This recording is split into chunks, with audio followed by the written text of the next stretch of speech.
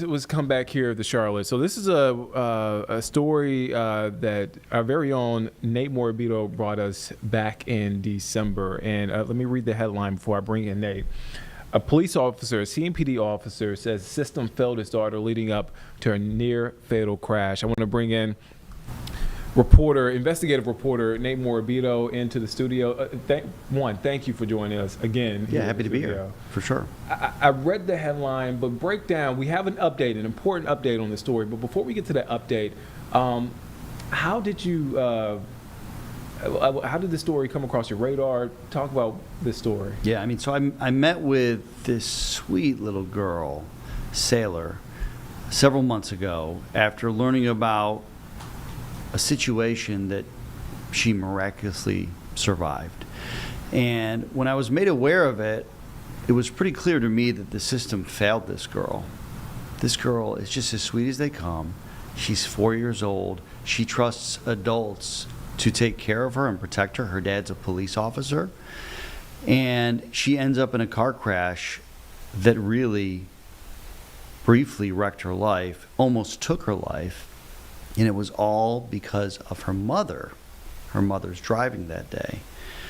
But this is a mom who also had similar run-ins. And the father had said at the time, had she been held accountable from the start by the system, she would have never been behind the wheel that day. And let me tell you, she is now in jail. This is the update, and I'll fill you in a little bit more on that shortly. But this girl is still dealing with some of the issues and the repercussions of this crash. Her mom took responsibility for her actions just yesterday. Here's that story. Oh, I like that. Spend a little time with Sailor Famulari. She has me wrapped around her finger. No, you can do this. And the picture becomes crystal clear. I want to do this. She is in control. Should I switch my color? Yes. But the little girl with big eyes, Do you remember being on the helicopter?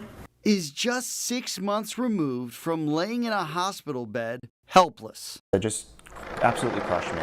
A medical helicopter airlifted the 4-year-old to the hospital after this crash. Sailor's visible injuries were bad. Internally, they were even worse. She had a traumatic brain injury. She had 3 skull fractures, all in the front. She had 5 fractures in her spine. She had 2 brain bleeds, and then she had a bruised lung. She slept most of the time. Every single day she'd wake up, and she would either just throw up, she wouldn't want to eat anything. And like I said, it was just really tough, just seeing her like that for that long. As Charles Famulari watched his daughter fight to recover, he became deeply frustrated. That just brought to straight anger. Knowing, despite his best efforts as a police officer, he could not protect his daughter. I've done everything I felt like I could do just to make sure that she's safe, and I just felt like they all failed me. And not only me, but failed her. Those warnings started almost 2 years prior, after the Lincoln County Sheriff's Office arrested Famulari's ex-fiancée, Sailor's mom, for driving while impaired. Following more than a year of delays, the DA's office eventually dismissed the case. We don't know why. The court clerk's office has no record of the case. In the meantime, the Catawba County Department of Social Services closed Famulari's civil complaint. He filed another complaint in February 2024, this time with Lincoln County DSS. The agency quickly closed that case too. Not long after, police in Catawba County cited the same woman in connection to a hit and run that damaged property. Just 2 months later, a state trooper said she again drove while impaired and crashed with her son and Sailor in the car, resulting in serious injuries. Those are hard conversations to have with families. Nadia Mathurin is with Mothers Against Drunk Driving. She's attended court with the Famularis, offered continued support, and advocated on their behalf to all who will listen. It's unfortunate these cases are very common. In the weeks after the crash, Lincoln County refiled DWI charges tied to the mother's 2022 arrest. By November, family court records showed Sailor's mother enrolled in treatment and a program that monitored her sobriety. All too little, too late in Famulari's mind. If she would have been held accountable just even the slightest, it could have changed the outcome of her not doing this again on June 6th. Thankfully, the impacts are not obvious today. Sailor's resilience is nothing short of inspiring. And she's doing it all Oh yeah, that's not bad. with the kind of confidence No. a dad wants his daughter to possess. Catawba County Social Services Director told us strict legal and ethical standards prohibit the agency from discussing specific cases or confirming any involvement, but generally said DSS's primary focus, quote, is always the safety and well-being of those we support, and we take this responsibility very seriously, end quote. Lincoln County DSS, meanwhile, echoed those comments, saying in general, the agency works, quote, tirelessly to provide needed services to children, adults, and their families, and to advocate for the most vulnerable within our community. Nate Morabito, WCNC Charlotte. That's such a powerful story there, Nate. And I just can't help to think, I mean, the father there, I mean, he got a little emotional during that interview. Before we get to the update, I do want to ask, when you were doing that interview and with that family, you captured the happy moments of them together, but you also caught an emotional moment with the father. What was that moment like during the interview? Well, let me give a shout out and credit to my photographer, Ken, who works with me on pretty much every story that we do together. And we quickly noticed with that police officer that he was talking in some ways the way we expect a police officer to talk. We kind of call it, as journalists, police speak. Yeah.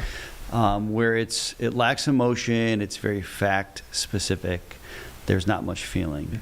And Ken stepped in and said, I mean, can you just kind of be real with us for a minute? And I can't remember exactly what he said, but it was something like that. You're sounding a lot like a police officer and not as much like a father.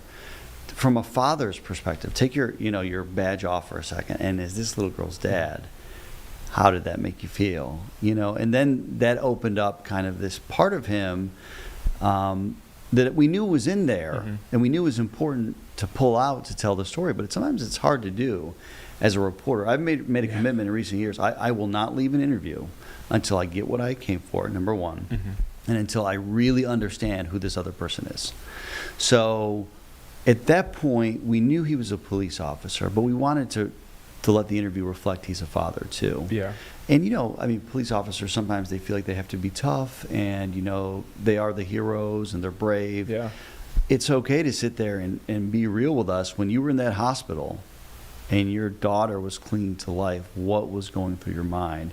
So again, that soundbite does not happen without a photographer who says, let me step in for a second and just say, this is what it sounds like to me. Can you be a little bit more open with us? And it was amazing. It makes a big difference, I think. Shout out to Ken Shermer. The update, you talked about it earlier. What's the update in this story? Yeah, I mean, so first of all, that story aired right near the end of the year in 2024. And at the time, she was not facing any child abuse charges. And her father and the local Fraternal Order of Police believed she should have. So they started pushing for child abuse charges in this case. And in January, we reported that a grand jury did, in fact, indict her on those child abuse charges. So she had a driving while impaired charge. Now she had some child abuse charges and then some other charges related to serious injury because of her daughter's injury. And there was her son in the car, too, at the time. And I think that's really important to know, too. These stories, just don't happen and then we stop. We forget about them. No. Yeah. I mean, these things continue to happen. Things are going on behind the scenes that, a lot of times I'm looped in on and I'm waiting for a moment to actually cover it. We knew she'd have a court date at some point. The mom, St. Les Smith, had her court date yesterday. And during that hearing, as part of a plea agreement, pleaded guilty to all of those charges. She agreed to surrender her driver's license. She agreed to go to jail for 90 days. She agreed to enter a parenting course and drug court as well. And during the hearing, Sailor's dad got to read a victim impact statement, which is common. You've covered sentencing hearings throughout the year. And throughout that statement, he kind of talked about how this little girl, I mean, she looks well.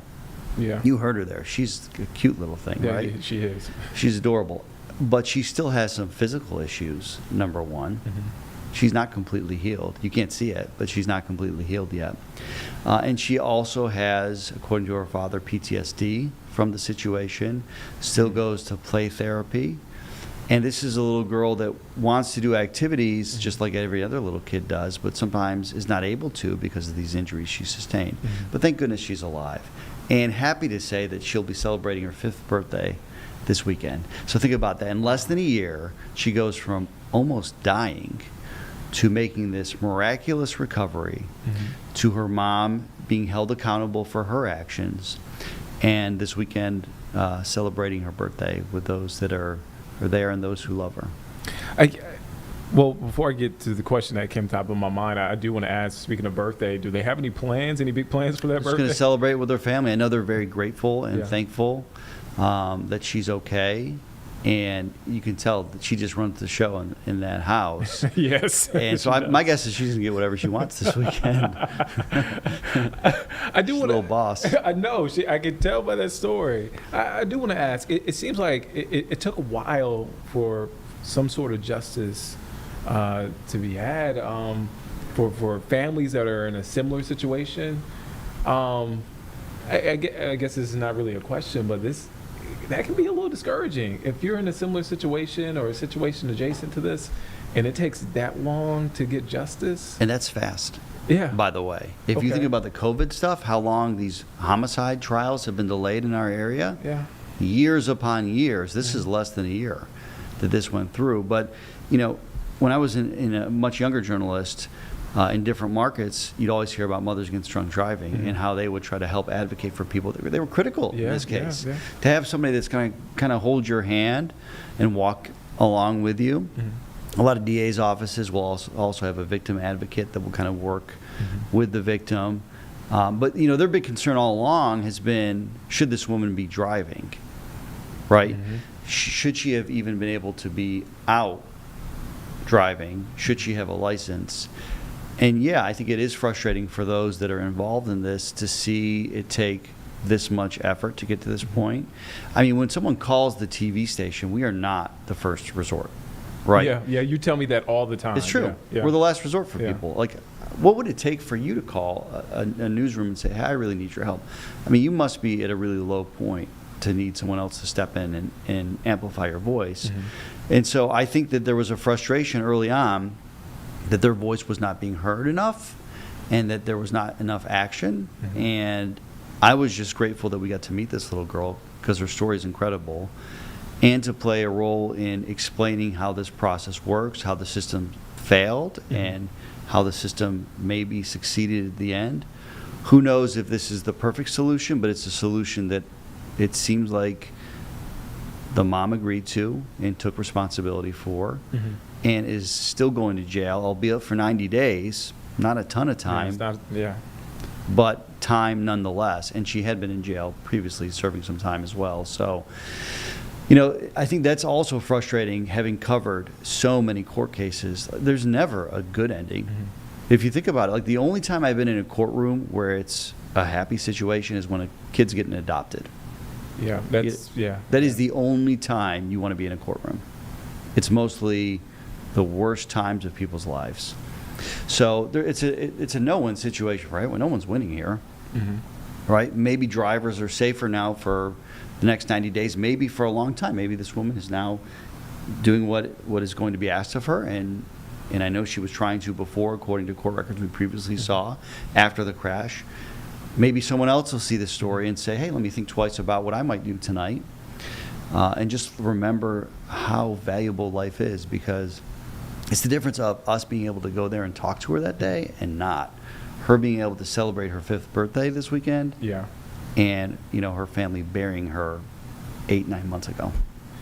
And I know this is a very touchy situation, but I have to ask, was Charles hopeful, or did he indicate a relationship, mother-daughter relationship at some point in the future? Again, I know they just got justice, the mother just pled guilty, but is he optimistic about some sort of relationship, mother-daughter relationship? This is so complicated, right? Yeah. This involves families that are in family court, exes, And I know at the time our story aired, it was not a problem to publicly talk about this, but he can't even talk about it publicly now, based on the court case that's going on still.